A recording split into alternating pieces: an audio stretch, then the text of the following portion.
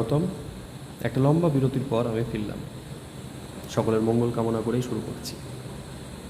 বর্তমানে পশ্চিমবঙ্গের সরকার বদলের ফলে বেশ কিছু সরকারি চাকরির সুযোগ আসতে চলেছে।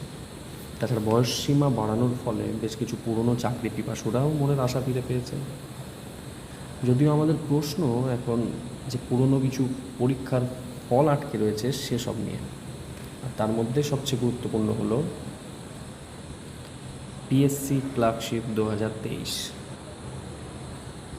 পরীক্ষাটির আবেদন গ্রহণ শুরু হয়েছিল 2023 সালের ডিসেম্বর মাস নাগাদ। পরীক্ষাটির প্রথম ধাপের পরীক্ষা বা প্রিলিমিনারি এক্সাম হয় 2024 সালের নভেম্বর 16 ও 17 তারিখ। এর ফল প্রকাশ হয় 8 মাস পরে 2025 সালের অগাস্ট মাসে। প্রায় 90,000 জনে পরীক্ষায় উত্তীর্ণ হন। সঠিকভাবে বলতে গেলে মোট 89,521 জন, যারা সুযোগ পান পরের ধাপের পরীক্ষা মেন্স এক্সাম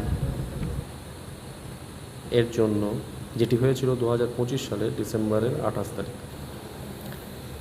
এরই ফল প্রকাশ নিয়ে আমাদের মধ্যে কৌতূহল।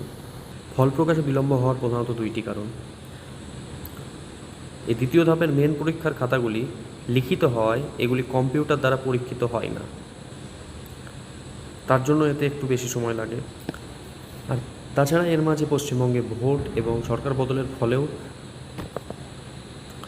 ফল প্রকাশে বিলম্ব হচ্ছে। তাছাড়া এর আগে হয়ে যাওয়া পিএসসি মিসলেনিয়াসের মেন্সের পরীক্ষার ফলও এখনও প্রকাশ হয়নি। তবে অনুমান থেকে বলা যায় যে পরীক্ষাটির ফল প্রকাশ পুজোর পর অক্টোবর নভেম্বর মাসে হওয়াই স্বাভাবিক। কিন্তু বর্তমানে পিএসসি কয়েকটি পরীক্ষাতে যে অবিলম্বতা দেখিয়েছে, তাতে ফল প্রকাশটি সেপ্টেম্বর অক্টোবরে হয়ে গেলেও